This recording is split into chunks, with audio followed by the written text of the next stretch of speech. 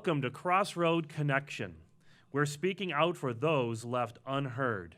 My name is Art Van Walde, and I am filling in today for Dr. David Scheringa, the host of the program and the president of Crossroads Bible Institute. I have the privilege today interviewing Dee Obrecht, Executive Director of the Criminal Justice Chaplaincy. Welcome, Dee. Thank you. Dee has been with the Criminal Justice Chaplaincy for the past 4 months, and she's taking the ministry over from Reverend Jim Vander Schaaf, who was the founder of the ministry, and he served it for 35 years. So I thought it'd be a great idea that we would chat with Dee and we'd find out more about herself and what brought her to this ministry. So Dee, tell us a bit about yourself and what brought you to this ministry. Well, I like to say it was the act of God that brought me here, and I'm very thankful for that. I have about 25 years of nonprofit management experience, working with different organizations, most of them public non-ministry organizations.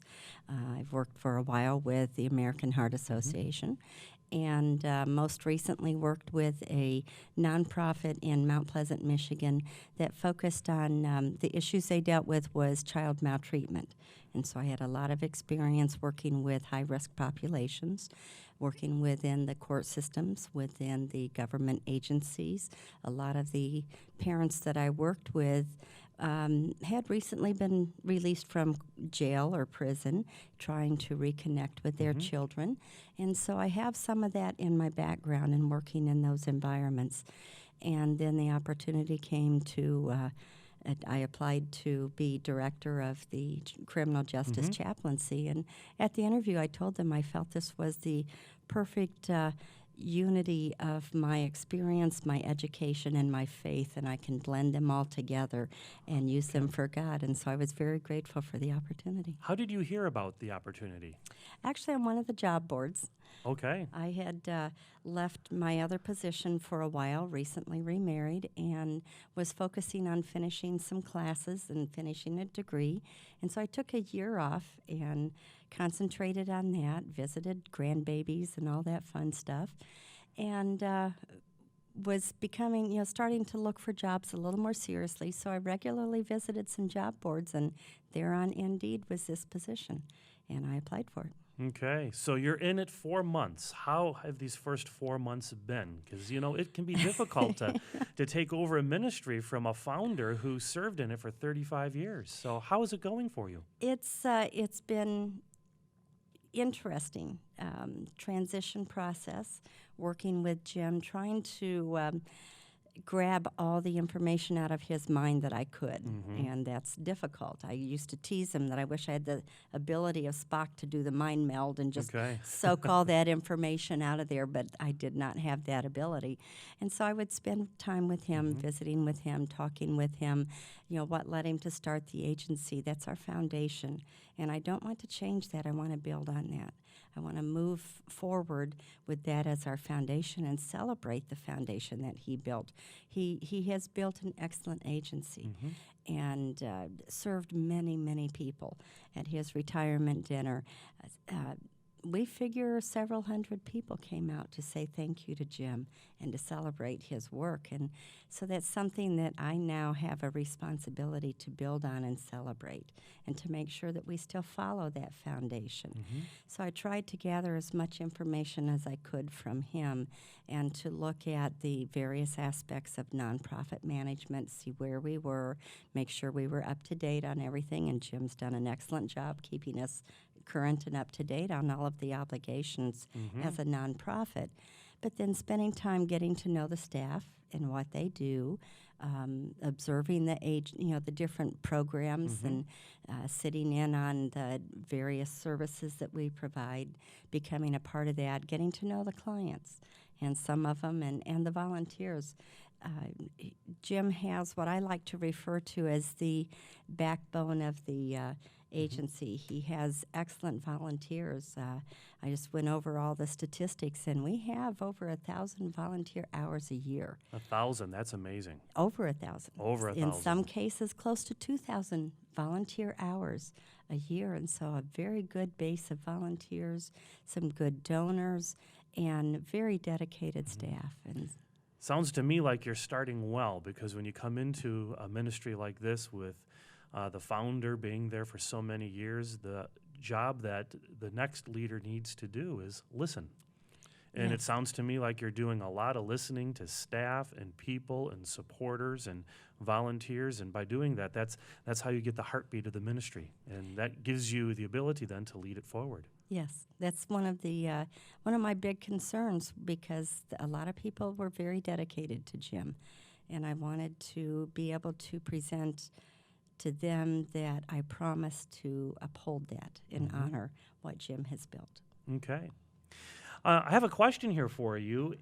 Dee, talk to us a bit about your training, your experiences in life, your faith life, and how this is converging right now, and how this is a wonderful opportunity for you to serve the Criminal Justice Chaplaincy. Talk to us a bit about that. Well, it was interesting working in a public nonprofit that is not faith-based. Many of my clients do not know or understand or accept how much I prayed over them. I still brought that into it, and I felt that I really felt that I got a call of God to do the work that I do, much like ministers are called to be a minister. And actually, my ex-husband was a pastor, and we were at a pastors and wives retreat. And at the retreat, they were focusing mostly on prayer. And so the whole room of pastors and wives were on their knees praying. And we prayed for an extended period of time.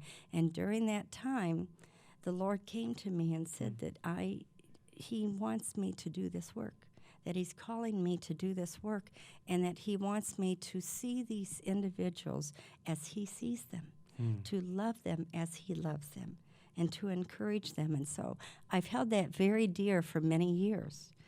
And working with very difficult people who would just as soon get in my face and swear at me and tell me I have no idea, telling them what to do.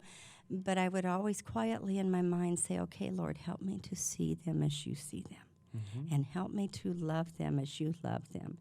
And be able to make changes in people's lives and pray about them. And the Lord would always give me these little blessings of volunteers or parents that I'm working with that would share their faith with me. And so I could let my guard down and say, oh, let me tell you about myself, and pray with them. But in the environment where I'm at now, I don't have to worry about that, because the foundation that we're building on is on Christ's Word and is on Christ's love and reaching out to people. And so I can build on that and build on the experiences I've had working with Children's Church, working with women's ministries, working, with Bible studies or anything. I can incorporate that into what I'm doing now. Isn't that wonderful that you're now in an organization where you can wear your faith on your sleeve? Oh, yeah. I love it. That's wonderful. And really, for reconciliation, restoration, growing and learning and moving forward, Christ is the key. It is. He is the whole reason behind restoration and recovery and forgiveness and renewal. He is the example, and he's the basis of all of it. Okay. Question for you I have, Dee, is this. If someone comes to you and says, what is the Criminal Justice Chaplaincy? How do you explain that to him in a few sentences or less? Because, that's a mouthful, the Criminal Justice Chaplaincy. You have to say it slow or your tongue's going to get tied. I get tongue-tied when I answer the phone and people laugh at me. Okay. So how do you explain this ministry to someone in a few short sentences? And then after that, you can elaborate. Well, actually, we lovingly shorten it down to CJC. Okay. And so CJC focuses on restoration and forgiveness and rebuilding of lives for people who are reentering the community from incarceration. Okay. That's good. Yeah. Okay. I've worked on that. Okay, you've worked on that. So unpack that a bit for us. How do we see that in our lives around us, the work of CJC? How do we see that? A lot of it is helping them to re-enter the community with stability. It will be connecting them with housing. We don't provide housing. There are plenty of places in Grand Rapids that do. And so we make sure that we connect them with that. It might be living at one of the missions for a while until they can get their feet under them and find a job. And we can connect them with job training networks that are out there. Again, we don't have to do that, but we work with the ones that do. And so Goodwill Industries, Hope Network, they have excellent job training skills and help people find jobs, learn new skills. So we will connect them with that. We focus a lot on case management and on mentoring. Two of the, when you look at recidivism, which speaks to the person's repeat offending, so when we're trying to address recidivism and keep those numbers down, because 95% of the people incarcerated will be released at one time, 2/3 of those people will reoffend within 3 years. And it's so sad. I've been involved in prison ministry for years and gone into prison often. And when you see someone come back in after repeating a crime, and to see how defeated they are. Yeah, but there are specific ways that evidence-based and research has shown us that we can address specific needs.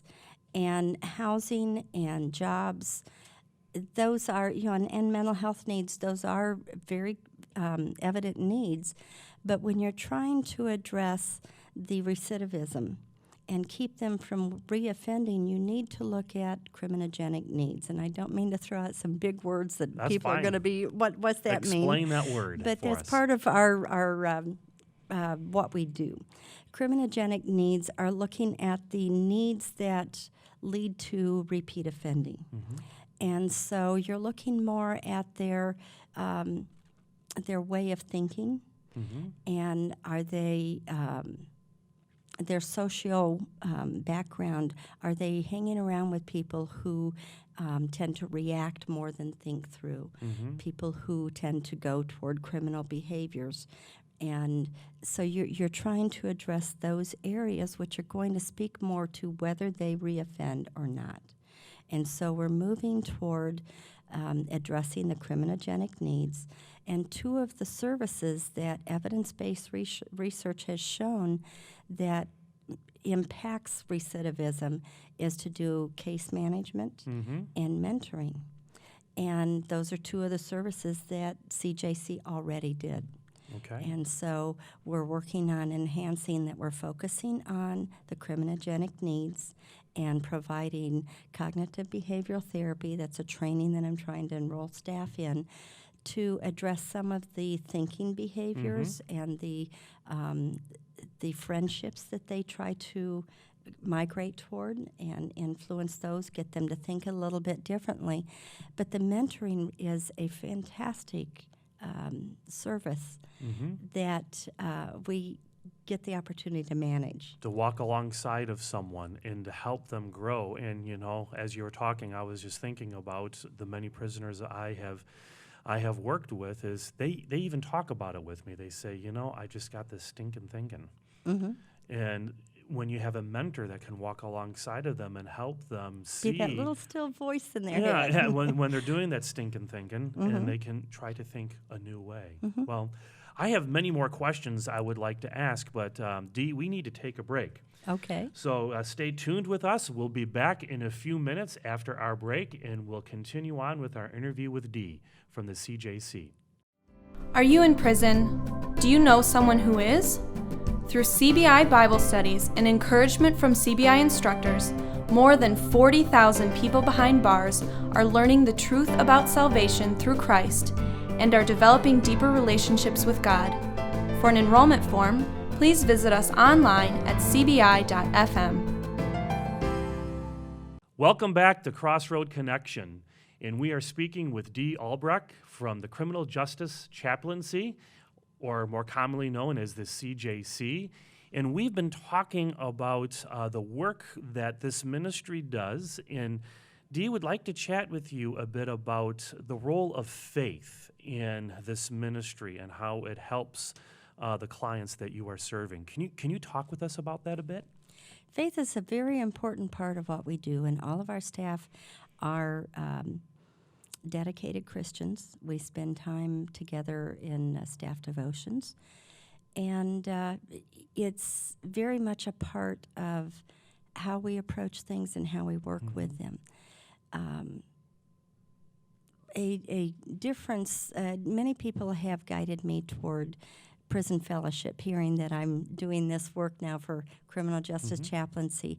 And prison fellowship is an excellent organization, and I've admired them for many years. They do what they do very well. Yes, they do.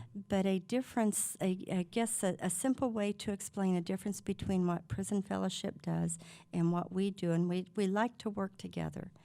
But prison fellowship is more like the pastor, that their focus is helping them become a Christian so they can make the changes in their life that they need to do. And that's like a pastor does in a church.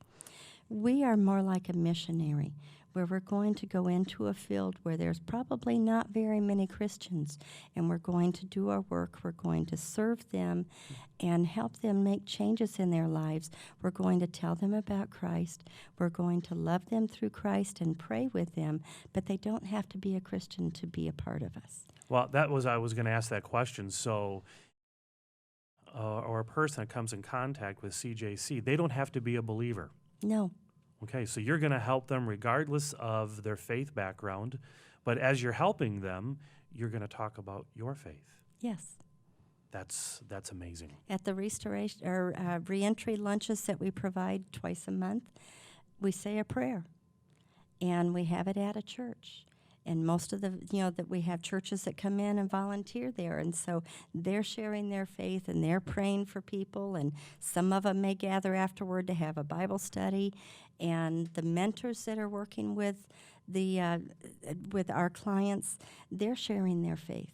We did have, I was told that we had one person came to us and said, I don't want a Christian. Okay. Okay, that's fine. We found a Buddhist. And so we had an atheist and a Buddhist that were in a mentoring relationship. And you know what Christ did? Did you bring them both to faith? Well, not both of them, but that atheist became a Christian. Amazing. God works in amazing ways. He does. Well, Dee, I'm a pastor, and when I'm giving a message, I've always noticed that when I give a story, people tune in. Do you have stories of reconciliation or restoration that you can talk to us about, that you have seen or that you've heard about that have happened in this ministry? It's hard because being new, I haven't held on to a lot of the stories. But I can tell you of one recently where a young lady was she didn't have very many stable relationships that were healthy in her life. And her mother was one. She was living with her mother. Her mother passed away.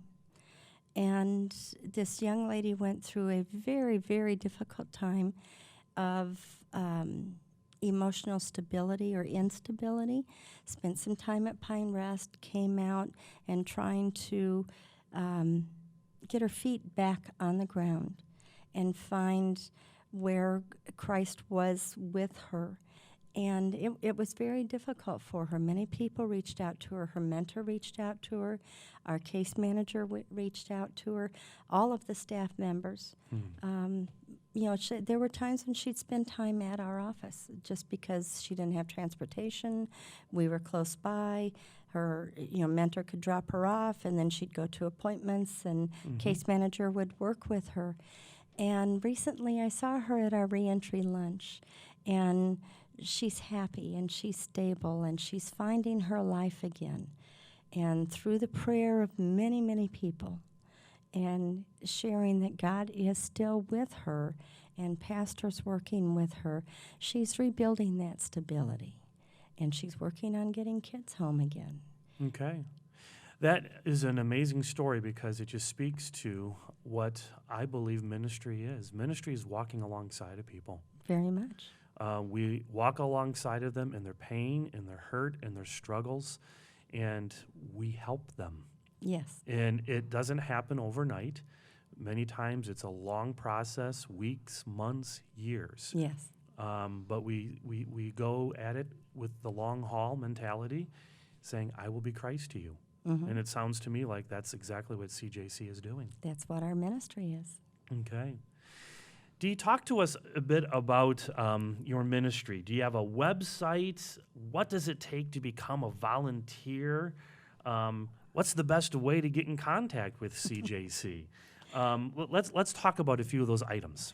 Well, the best way to get in touch with us is simply call our number. Now, I'm working from memory here. This has been a hard thing That's to all right. commit. We'll give you a break because it's, you're only 4 months into it. But our phone number is 616-454-4925. I got it. You got it. Good job. And we have a website. It's Criminal CJC Ministry.